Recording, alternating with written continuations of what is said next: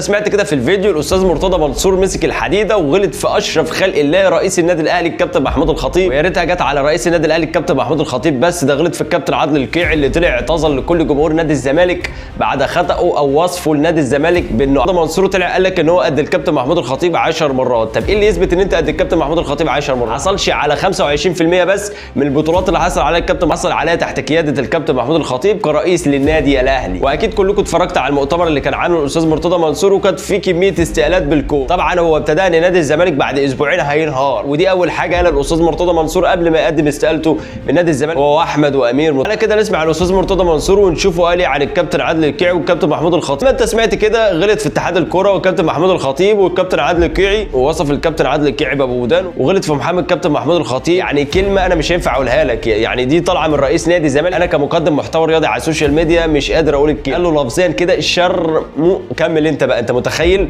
ده واحد معدي ال 75 سنه بيطلع منه الكلام. بالنسبه اللي مش فاهم ليه غلط في الكابتن عادل القيعي، الكابتن عادل القيعي كان غلط على قناه النادي الاهلي وقدم اعتذار، وانا ما اتفقش على اللي عمله الكابتن عادل القيعي ان هو يصف نادي الزمالك بسيد اللي هو في مسلسل جعفر العمده او وداد. عشان كده الكابتن عادل القيعي بعدها ب 24 ساعه لما لقى جمهور نادي الزمالك زعلان منه طلع اعتذر على قناه النهار مع الاعلامي امير هشام. ده يعتبر مش عيب لان الاعتذار من شام الكبار. الكابتن عادل القيعي قدم اعتذاره لنادي الزمالك وكل جمهور نادي الزمالك وقدم اسفه والموضوع انتهى. حتى بندق خالد الغندور طلع قبل اعتذاره وخلاص الموضوع انتهى على كده. وفي نهايه المطاف نادي الزمالك وجمهور نادي الزمالك هو اللي هيشيل الليله. يعني خلاص رئيس نادي الزمالك المعزول مرتضى منصور او الاستاذ مرتضى منصور قدم استقالته هو اللي ما خدش فلوسه، في لعيبه لها فلوس بالملايين. ده غير طبعا سفر بعثه نادي الزمالك لكره اليد او مش فاكر كره السله اللي سافرت افريقيا بتلعب بطوله مهمه جدا خارج الارض. ده غير طبعا العاملين في نادي الزمالك اللي ما خدوش مرتباتهم بقالهم اكتر من 3 شهور. يعني نادي الزمالك بيمر بفتره صعبه جدا، فما ينفعش الاستاذ مرتضى منصور يمسك الحديده ويعديها كده معديه الكرام. لازم يغلط في الناس الشريفه كالعاده. وما تعرفش نادي الزمالك رايح على فين، بس كل المؤشرات بتقول ان نادي الزمالك هيتدهور اكتر. نادي الزمالك هو واولاده قدموا استقالتهم، هو كده كده نادي الزمالك تحت ولايتهم كان مخروب خلق او كان في حاله تدهور. يعني تقدر كده تقول ان نادي الزمالك محتاج معجزه.